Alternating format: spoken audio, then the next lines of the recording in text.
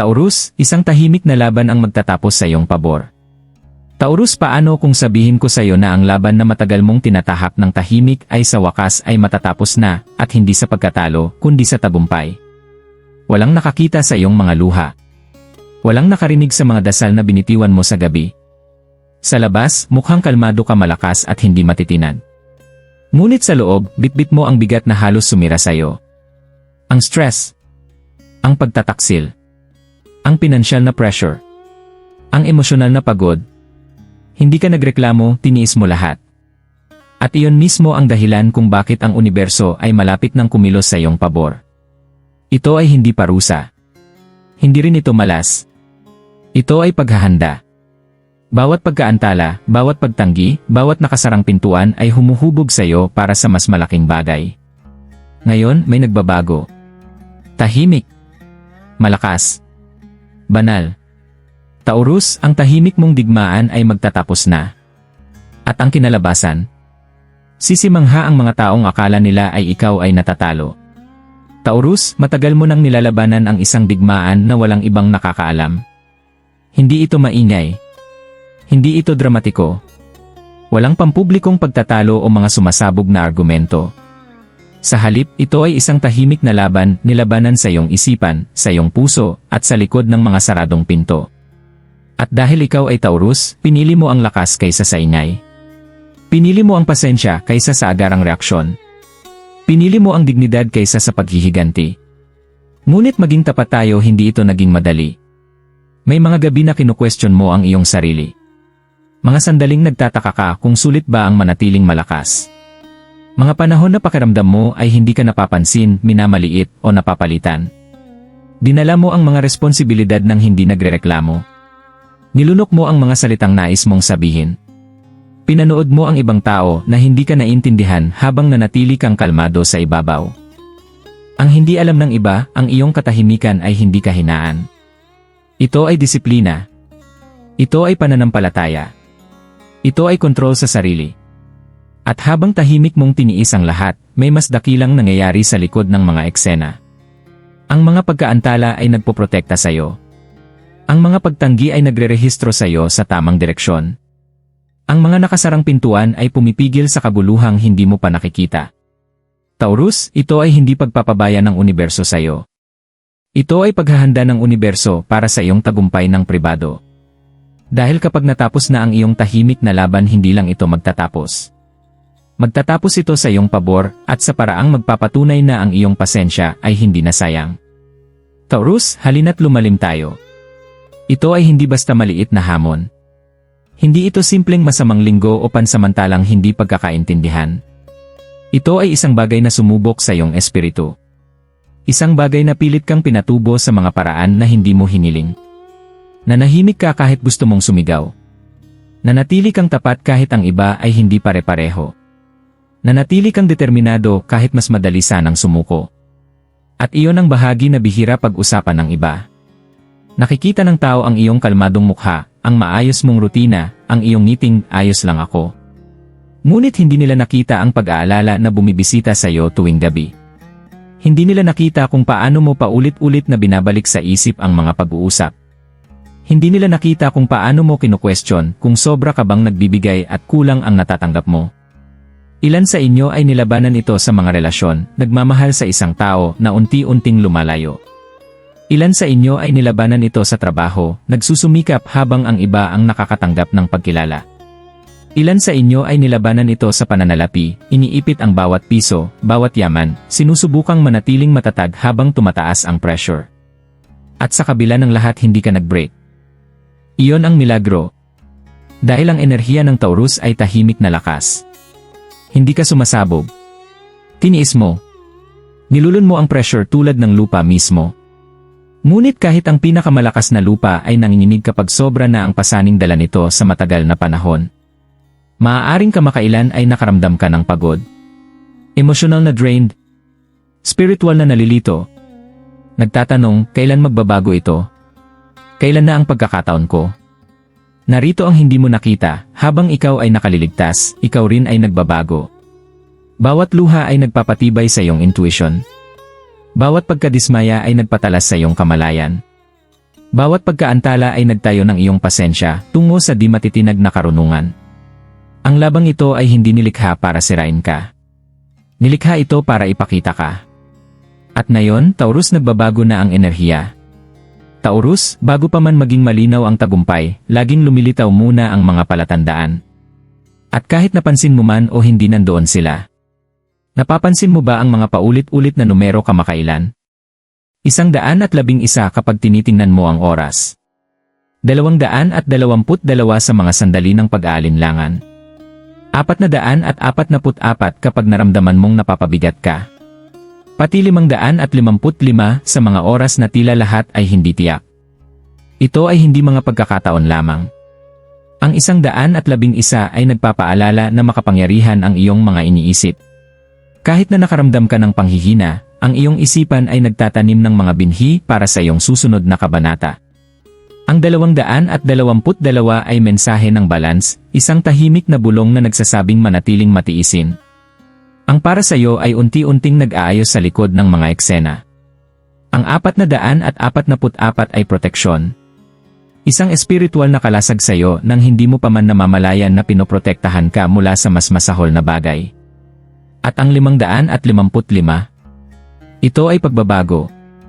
Bigla, hindi inaasahang pagbabago. Ang uri na kayang baguhin ang buong direksyon ng iyong buhay. Maaaring nakaramdam ka rin ng emosyonal na alon ng walang malinaw na dahilan. Mga alaala na biglang bumabalik. Mga lumang tao na nakikipag-ugnayan muli. Mga hindi inaasahang oportunidad na dumarating at nawawala. Ito ay hindi kaguluhan. Ito ay galaw. Ang universo ay hindi sumisigaw, Taurus. Ito ay nagbibigay ng senyales. Ito ay nagtutulak. Ito ay nag-aayos. At dahil nakatuon ka sa pagliligtas sa sarili, maaaring hindi mo napansin na ang banal na timing ay gumagana na. May ilang pintuan na nagsara, ngunit mapansin mo kung paano tahimik na lumitaw ang mas mabuti pagkatapos nito. May ilang tao na umalis, ngunit mapansin mo kung paano unti-unting bumalik ang iyong kapayapaan. May ilang plano na nabigo, ngunit mapansin mo kung paano mo naiiwasan ang isang bagay na sana'y nagpatagal ng pagkapagod mo. Ang mga palatandaan ay banayad ngunit makapangyarihan. Taurus, hindi ka kailanman nag-iisa sa laban na ito. Ang mga puwersang hindi mo nakikita ay inaayos ang kinalabasan. At ngayon, ang mga palatandaan ay nagiging mas malinaw. Dahil malapit na ang wakas. At ito ay hindi wakas ng pagkatalo, ito ay wakas ng pakikibaka.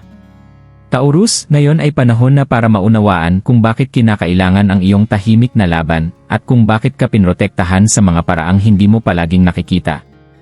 Hindi bawat kabiguan ay parusa. Hindi bawat pagkaantala ay malas. Ang ilang bagay ay hindi lang talaga para sa iyo. Ang ilang tao ay hindi nakatakdang manatili. Ang ilang pintuan ay hindi pa dapat buksan. May sariling paraan ng universo para protektahan ka mula sa mga kinalabasan na sana'y nagpatagal sa iyong enerhiya, kumpiyansa, at kapayapaan. Sa bawat pagkakataong nakaramdam ka ng frustrasyon, pagkakabara, o hindi nakikita, hindi ibig sabihin ay nabigo ka. Ito ay dahil ang banal na timing ay gumagalaw. Balikan mo ang mga sandali na lubos mong hinahangad ang isang bagay ngunit hindi ito nangyari. Hindi iyon aksidente. Marahil ang relasyon na iyong hinahabol ay magdudulot lamang ng sakit ng puso. Marahil ang trabaho o oportunidad na nawala ay magdudulot ng stress at kaguluhan.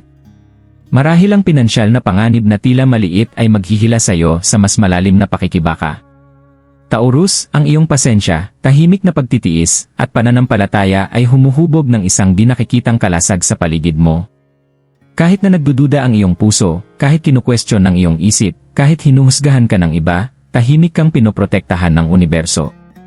Ang proteksyong ito ay hindi basta-basta, ito ay sadyang ginawa. Bawat hindi nakikitang kilos, bawat nakasarang pintuan, bawat pagkaantala ay nag-aayos para maihatid sa iyo ang tagumpay na karapat-dapat sa iyo. At ngayon, ang kalasag ay unti-unting tinatanggal. Ang timing ay sa wakas tama. Dahil ang susunod na darating ay magpapatunay na ang iyong tahimik na laban ay hindi kailanman nasayang. Ito ay paghahanda para sa tagumpay. Taurus, ang sandali na matagal mong hinihintay ay mas malapit kaysa sa iniisip mo. Ang tahimik na pakikibaka, ang walang katapusang pasensya, ang tahimik na pagtitiis, lahat ito ay nararating na ang isang mahalagang pagbabago. Maaaring mapansin mo ito sa maliliit na paraan sa umpisa. Isang biglaang kaliwanagan sa iyong isipan. Isang hindi inaasahang oportunidad na tila para sa iyo. Isang pag-uusap na nagbubukas ng pintuan na hindi mo alam na umiiral. Tahimik na inayos ng universo ang mga piraso habang nanatili kang matatag.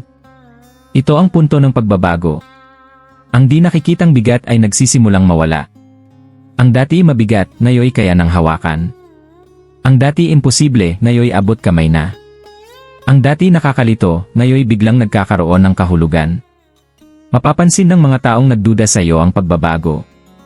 Ang mga oportunidad na minsang nawala ay muling lalapit at aangkop sa iyong pagsisikap.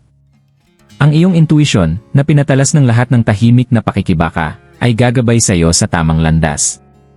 At Taurus, hindi lamang ito swerte. Ito ay bunga ng iyong pananampalataya, iyong pasensya, at iyong tahimik na pagtitiis. Bawat luha, bawat gabing walang tulog, bawat sandali ng pag-aalinlangan ay naging hakbang patungo rito. Sa lalong madaling panahon, makikita ng mundo ang alam na ng universo, ang iyong tahimik na laban ay naghahanda sa iyo para sa isang bagay na pambihira. Ang timbangan ay kumikiling. Ang enerhiya ay nagbabago. At ang tagumpay ay hindi na lamang posible, ito ay tiyak na darating. Taurus, ito na ang sandali kung saan ang iyong tahimik na laban ay nagiging tagumpay. Ang pakikibakang dati nagpapabigat sa iyong mga balikat, ang mga gabi ng pag-aalinlangan, ang tahimik na mga luha na walang nakapansin, lahat ng ito ay nagtatapos sa panalo. Bigla, ang mga hadlang na dati tila hindi malalampasan ay nagsisimulang matanggal. Ang mga taong nagduda sa iyong lakas ay ngayon saksing katangga ang iyong tibay. Ang mga oportunidad na inakala mong nawala ay bumabalik, mas malaki at mas maganda kaysa sa iyong inaasahan. Ang iyong pagsisikap, pasensya, at pananampalataya, sa wakas ay nagbunga ng malinaw na resulta. Ang tagumpay na ito ay hindi maingay o mapagmataas. Ito ay matatag, nakabase, at hindi maikakaila. Kagaya mo, Taurus. Ginagantimpalaan ng universo ang mga tahimik na mandirigma, at ngayon, ikaw ang ginagantimpalaan. Bawat naantalang oportunidad, bawat nakasarang pintuan, bawat masakit na aral ay naghanda sa iyo para sa sandaling ito. Hindi mo na kailangang tanungin kung bakit hindi nagtagumpay ang mga bagay noon, ngayon, nakikita mo na ang lahat ay maayos na inayos para sa iyong pinakamabuting kapakinabangan. Huminga ng malalim. Damhin ang bigat na unti-unting nawawala. Alamin na tapos na ang tahimik na laban. At ang kinalabasan. Lahat ay pabor sa iyo. Taurus, ito ay higit pa sa tagumpay, ito ay pagkilala sa iyong pagtitiis, pananampalataya, at matatag na espiritu. Taurus, ngayon ay maglaan ka ng sandali para hayaan itong katotohanan na tumagos sa iyo. Ang iyong tahimik na laban ay natapos na, at pinarangalan ng universo ang iyong pasensya, pananampalataya, at matatag na lakas. Ang dati tila walang katapusang pakikibaka, ay hindi na sayang, ito ay humuhubog sa iyo, pinoprotektahan ka, at inihahanda ka para sa tagumpay na ngayon mo nararanasan. Tandaan, maaaring nagduda ang mundo sa iyo, maaaring sinuway ka ng mga pangyayari, at maaaring iniwan ka ng ilang tao, ngunit nanatiling buo ang iyong espiritu. Iyan ang iyong lakas. Iyan ang iyong katatagan bilang Taurus. At ngayon, lahat ay unti-unting naaayon sa iyong pabor. Yakapin ang sandaling ito ng buo. Magtiwala sa mga palatandaan sa paligid mo. Manalig sa mga oportunidad na dumarating, kahit na bigla o hindi inaasahan. Ang iyong pasensya ay nagdala sa iyo ng buhay na sumasalamin sa iyong tunay na halaga, iyong pagsisikap, at layunin ng iyong kaluluwa. At Taurus, huwag kang titigil dito. Dalhin ang aral na ito sa hinaharap. Protektahan ang iyong kapayapaan, igalang ang iyong paglalakbay, at patuloy na magtiwala sa gabay ng universo. Mas maraming biyaya ang darating, mas maraming pintuan ang magbubukas, at mas maraming tagumpay ang naghihintay sa iyo. Kung nararamdaman mo na ang mensaheng ito ay tumutugma sa iyo, kumilos ngayon, ibahagi ito sa isang taong nangangailangan ng pag-asa, pagnilayan ang iyong paglalakbay, at ihanda ang sarili para sa susunod na kabanata ng iyong buhay. Dahil ang mga tahimik na laban na haharapin mo sa hinaharap ay magtatapos din sa iyong pabor. Dumating na ang iyong oras, Taurus. Ang tagumpay ay sa iyo na.